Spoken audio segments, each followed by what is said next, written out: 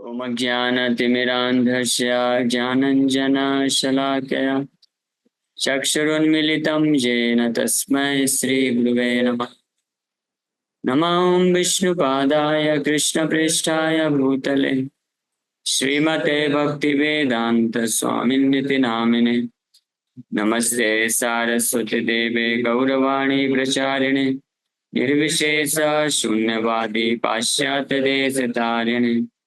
नमो महावदन्याय कृष्णप्रेमप्रदायते कृष्णाय कृष्णचैतन्यनामिने गौरतुसे नमः। जय श्री कृष्ण चैतन्य प्रभु नित्यानंद श्री अद्वैत गदाधर श्रीवासादि गौर भक्त वृंद। हरे कृष्णा कृष्णा कृष्णा हरे हरे, हरे राम राम राम हरे हरे। हरे कृष्ण। आप सभी भक्तों का हार्दिक स्वागत है। आज के गौर कथा में हम लोग चर्चा कर रहे हैं श्री चैतन्य चरितामृत आदि लीला चैप्टर नंबर बताइए। अटेंड नहीं करते रेगुलर? हम गौर कथा अटेंड करने के लिए मना किया है कोई? Chapter number 6 glories of Advaitacharya, Advaitacharya की महिमा। शास्त्र सिद्धांत एक विज्ञेर अनुभव मूढ़ लोक नाही जाने भावेर वैभव। तो ये शास्त्रों का सिद्धांत निष्कर्ष है और विज्ञ लोग जो बुद्धिमान एक्सपीरियंस डिवोटीज हैं उनका ये अनुभव होता है, साक्षात्कार होता है। लेकिन मूढ़ लोग fools and rascals however cannot understand the opulences of devotional emotions।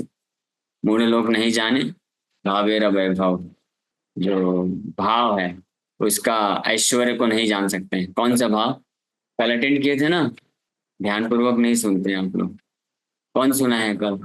नहीं सुना। कौन सा भाव? मूढ़ लोग नहीं जाने भावेर वैभव। Fools and rascals however cannot understand the opulences of devotional emotions। तो opulence क्या है? किस opulence की बात की जा रही है? ये भक्ति भाव का जो ऐश्वर्य है, दासता, ये भगवान को भी फोर्स करता है क्या करने के लिए? यस बताइए।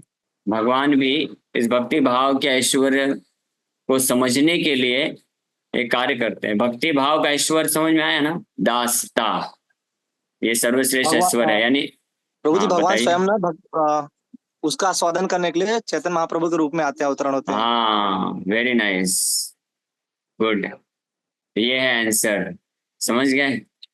तो वही चीज यहाँ पे, क्योंकि ये जो है अगले श्लोक में बताने वाले हैं इसलिए मैंने प्रश्न पूछ लिया।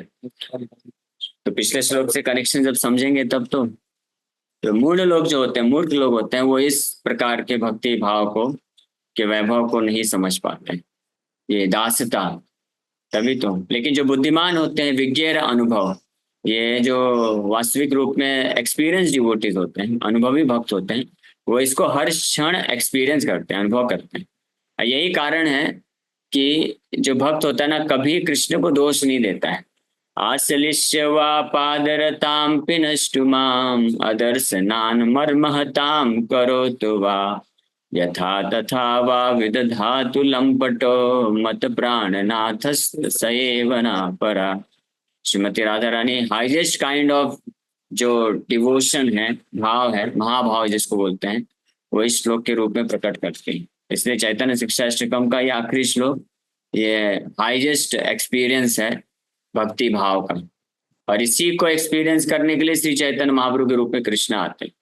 और इस श्लोक में यही भक्ति भाव के ऐश्वर्य का की महिमा का वर्णन हो रहा है कि हालांकि कृष्ण से बड़े वो, कृष्ण के विरह में उनको सहन नहीं हो रहा है, मृत्यु तुल्य, मृत्यु से भी ज्यादा बड़ा कष्ट एक्सपीरियंस हो रहा है, लेकिन फिर भी मर नहीं सकते हैं और फिर भी कृष्ण को दोष नहीं दे सकते।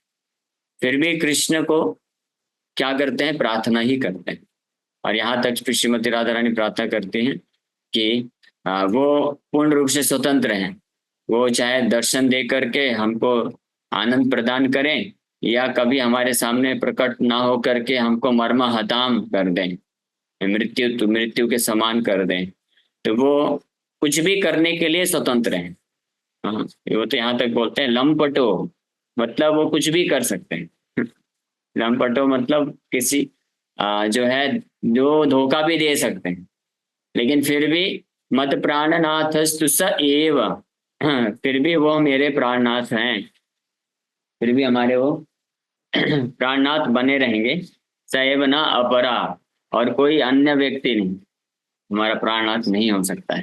तो ये है भक्ति भाव का ऐश्वर्य। ये बहुत महत्वपूर्ण तरीके से हमको समझना चाहिए। कई बार लोग भक्ति तो करते हैं बाहरी रूप से, लेकिन भक्ति भाव के ऐश्वर्य को प्राप्त नहीं कर पाते हैं, नहीं समझ पाते हैं। इसलिए जब विपरीत परिस्थिति आती है तो भगवान को दोष दे देते हैं या भगवान को छोड़ देते हैं। भक्ति में स्लैकनेस आ जाता है, ढिलाईपन आ जाता है।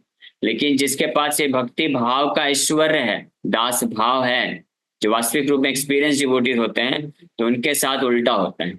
जब उनके जीवन में कृष्ण कठिन परिस्थिति लाते हैं तो उस परिस्थिति में बल्कि वो और ज्यादा कृष्ण को शरणागत हो जाते हैं, और ज्यादा कृष्ण के प्रति प्रेम बढ़ जाता है। और वो कृष्ण को आगे इस श्लोक में कंटिन्यू कर रहे हैं कविराज गोस्वामी।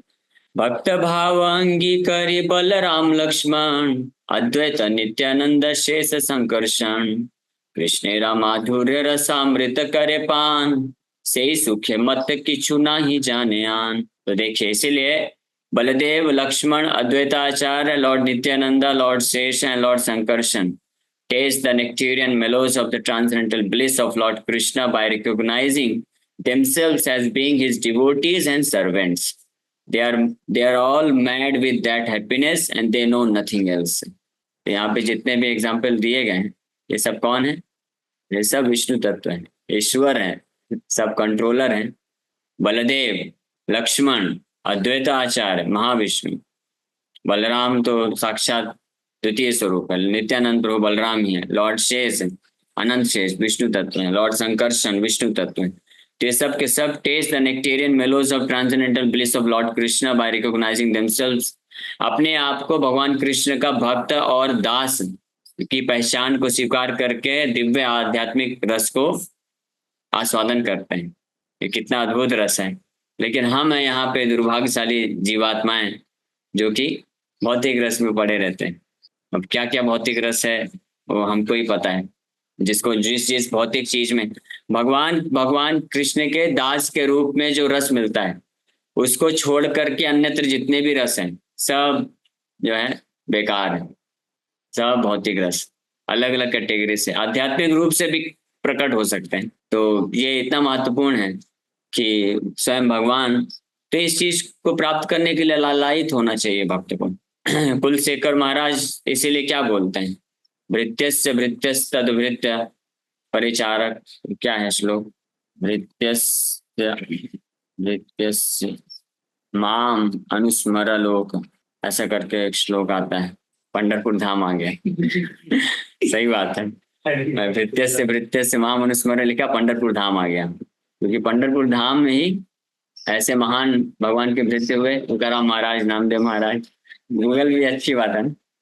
एक बार एक प्रभु जी गूगल मैप में डाले लोकेशन, अपने करंट लोकेशन से गोलोक वृंदावन डाल दिए। गूगल मैप जो है कंफ्यूज हो गया, बोला कि डज नॉट एग्जिस्ट बोल दिया, हमारे डेटाबेस में नहीं है। तो गूगल मैप कंफ्यूज हो जाता है। लेकिन भगवान के भक्तों के पास एक ऐसा मैप है जिसमें ये पॉसिबल है। और डिस्टेंस कितना है, अनलिमिटेड भी है और बहुत पास में भी है, इमीडिएटली भी प्राप्त किया जा सकता है। तो कुलशेखर महाराज इसीलिए इसी रस से जो है प्रभावित होकर के वो यहाँ तक बोलते हैं कि मैं माम अनुस्मर, कि लोग मेरे को जाने।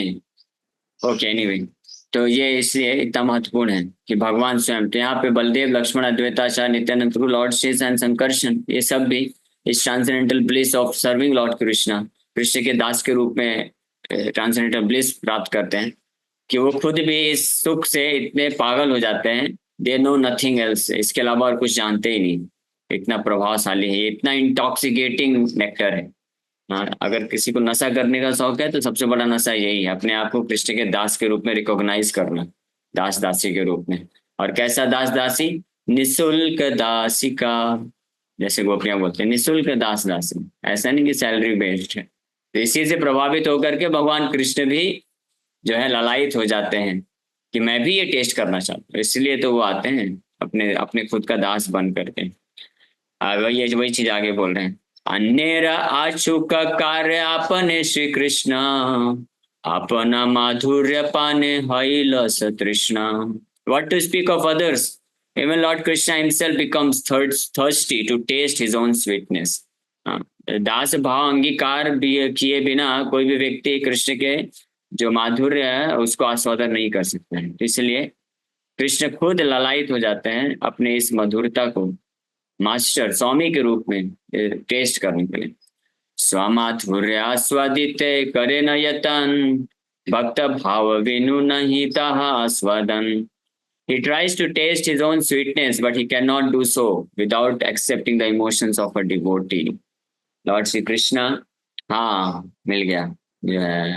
किंग कुलशेखर महाराज क्या बोलते हैं? मज्जन्मनः फलमिदं मधुकैट भारे मत् प्रार्थनीय मद अनुग्रह एष एव त्वद्भृत्य भृत्य परिचारक भृत्य भृत्य भृत्यस्य भृत्य इति मत् स्मर लोकनाथ. तो बोल रहे हैं मत जन्मनः फलम इदम मधुकैट वारे मत प्रार्थनीय मत अनुग्रह एष एवा, कि मेरे जन्म का सबसे बड़ा फल यही होगा हे मधुकैट वारे, हे मधुसूदन, और मेरा प्रार्थना भी यही है. और आपका मेरे ऊपर अगर कुछ अनुग्रह हो सकता है तो केवल यही होगा कि मद इति मद स्मर लोकनाथ, हे लोकनाथ इस जगत में मुझे लोग स्मरण करें किस रूप में? तद भृत्य भृत्य आपके दास के दास, परिचारक भृत्य भृत्य भृत्यस्य भृत्य इति आपके 7 बार बोल रहे हैं, आपके दास के दास के दास के दास के दास के रूप में अगर कोई मुझे स्मरण कर ले तो यही मेरे जीवन का सबसे बड़ा फल है, यही आपकी सबसे बड़ी अनुग्रह होगी और यही मेरा जो है अल्टीमेट डेस्टिनेशन. तो इस दास कृष्ण के दास के रूप में जो रस मिलता है उससे प्रभावित होकर के किंग कुलशेखर भी यही चीज बोलते हैं. Lord Sri Krishna wanted to release the transcendental mellow of a devotee and therefore he accepted the role of a devotee by appearing as Sri Krishna Chaitanya Mahaprabhu.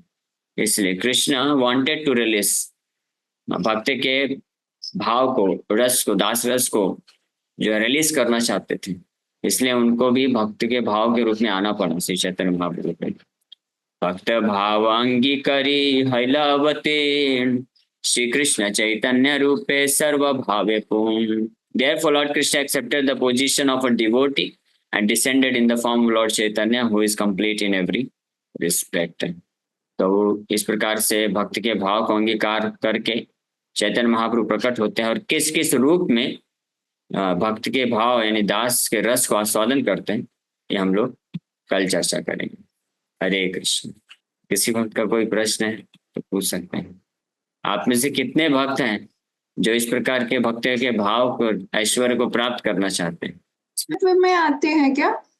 नहीं, नारद मुनि विष्णु तत्व में नहीं आते हैं, वो भगवान के महान भक्त हैं, लेकिन शक्त्यावेश अवतार में आते हैं. शक्त्यावेश अवतार का मतलब होता है कि वो विष्णु तत्व नहीं होते हैं लेकिन भगवान के महान भक्त हैं, महान नित्य पार्षद हैं, तो भगवान उनको अपनी शक्ति संचारित करके उनके द्वारा भक्ति का प्रचार करते हैं. तो भक्ति तत्व के भक्ति रस का वो जो है शक्त्यावेश अवतार है. और कोई प्रश्न है किसी भक्त का? यस, शिल्पा माता जी आपका प्रश्न है. कविता माता जी. विठल हरि के दर्शन करने गए थे तो तुलसी माँ की कोई उसमें कोई वैल्यू नहीं करता प्रभु जी. तुलसी माँ ऐसे ही मतलब रहता है उनके दर्शन तो वैसे पैरों के नीचे ठीक है. मतलब रहता है हमको तो हम तो उसको साइड साइड से चलते हैं.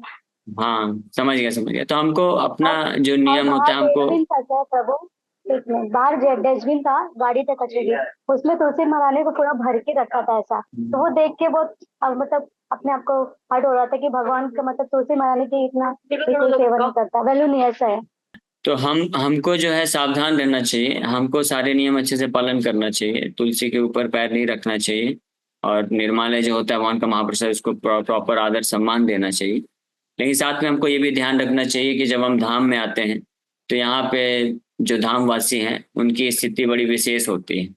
तो वो अगर किसी प्रकारणवश इस तरह से कर रहे हैं तो वो उसको हमको नेग्लेक्ट करना चाहिए, उनमें दोष नहीं देखना चाहिए, क्योंकि वो कल्चर ही है ऐसा. आप जाएंगे ऐसे कई मंदिरों में इस प्रकार से वो है, उनका मतलब कल्चर चला आ रहा है और भगवान उसको स्वीकार कर रहे हैं. तो आप ऐसा समझिए कि भगवान के वो नित्य धाम में निवास कर रहे हैं, भगवान उनसे सेवा ले रहे हैं तो उनके अपराधों को भगवान नहीं लेते हैं। लेकिन अगर हम क्योंकि बाहर से आए हैं और हमको जो है प्रॉपर ट्रेनिंग दिया गया है, हम श्रील प्रभुपाद जी के आश्रम में, तो हम अगर करेंगे तो अपराध लगेगा। तो इसलिए हमको सावधानी से सारे नियम का अच्छे से पालन करना चाहिए। और धामवासी जो रहते हैं उनके ऊपर ये नहीं देखना चाहिए कि वो लोग ये कर रहे हैं नहीं कर रहे हैं। रामानुजाचार्य जगन्नाथपुरी गए थे एक बार। जगन्नाथपुरी पहुंच के वहां के पंडों को बोले, देखो भाई ये सब नहीं चलेगा, आप जगन्नाथ कैसे थोड़ी ना कंधे में हाथ रख सकते हो और जगन्नाथ को खिला के वहीं पे थोड़ी ना खा सकते हो। पंडे लोग ऐसे ही करते हैं। वो लोग जगन्नाथ जगन्नाथ सेवा करते करते थक जाते हैं तो वहीं जगन्नाथ के चरणों में लेट जाते हैं, सो भी जाते हैं। और कभी कभी उनके कंधे में हाथ रख के ऐसे आराम से टेका लगा के आराम भी कर लेते हैं। और कोई कुछ लाता है, भूख लगी तो जगन्नाथ को खिलाएंगे, फिर उसके बाद खुद वहीं पे खा लेंगे। हाँ, तो वो नियम कानून थोड़ा बताए, स्वच्छता वगैरह, तो भगवान सपने में आकर एक थप्पड़ लगाते हैं, बोलते हैं भागो इधर से। साउथ इंडिया में ये सब नियम कानून लगाने का, जगन्नाथपुरी में नहीं। और तो इस तरह से भगवान अगर स्वीकार कर रहे हैं तो हमको उनको नेग्लेक्ट करना चाहिए। अंदर से प्रणाम करिए, ना हम उनके साथ ज्यादा एसोसिएशन रखते हैं और ना ही हम उनको पालन करते हैं, हम अपने आचार्यों को पालन करते हैं। ठीक है, यस श्यामा माता जी। हरे कृष्णा प्रभु जी। प्रभु जी, ये दास भाव जो है वो बहुत इम्पॉसिबल सा लगता है कि कभी मतलब कोई भी भाव है वो प्रकट हो पाएगा अंदर से कृष्णा के लिए, क्योंकि 16 राउंड्स भी पाएगा। करते हैं वो भी ध्यान से होते हैं और हो पाएगा, उसके लिए एंडेवर करना पड़ेगा। अभी इम्पॉसिबल इसलिए लगता है क्योंकि अभी हम बॉस भाव में हैं, बॉस बने हुए हैं, इसलिए इम्पॉसिबल है। लेकिन अगर हम, इसीलिए बहुत जरूरी है, सबसे पहला कार्य जो है वही हम अच्छे से अगर नहीं करेंगे तो कैसे पॉसिबल होगा। सबसे पहला कार्य क्या है? प्रहलाद महाराज कह रहे श्रवणम कीर्तनम विष्णु स्मरणम। तो पहले ध्यान से श्रवण तो करिए, ध्यान से हम सुनेंगे गीता भागवत की शिक्षाओं को, तब तो अखंड चिंतन होगा विठोबा से। आज सुबह में हम लोग चर्चा कर रहे थे। और तब दास भाव धीरे धीरे अंगीकार होगा। और अगर हम ध्यान से सुनेंगे नहीं कथाओं को, गीता भागवत शिक्षाओं को, तो फिर बहुत डिले हो जाएगा, समय लग सकता है। इसलिए ध्यान से सुनना चाहिए। और फिर उसके बाद जो है जो साधन भक्ति बताया गया है, हरिनाम में बहुत शक्ति है। इस उचित भाव से प्योर इंटेंशन रखते हुए जब हम भगवान से भीख मांगते हुए इन अ बेगिंग मूड जब हम हरिनाम जप करेंगे तो इसको प्राप्त किया जा सकता है। और इसी में असली आनंद है। ओके, हरे कृष्ण। समय हो गया तो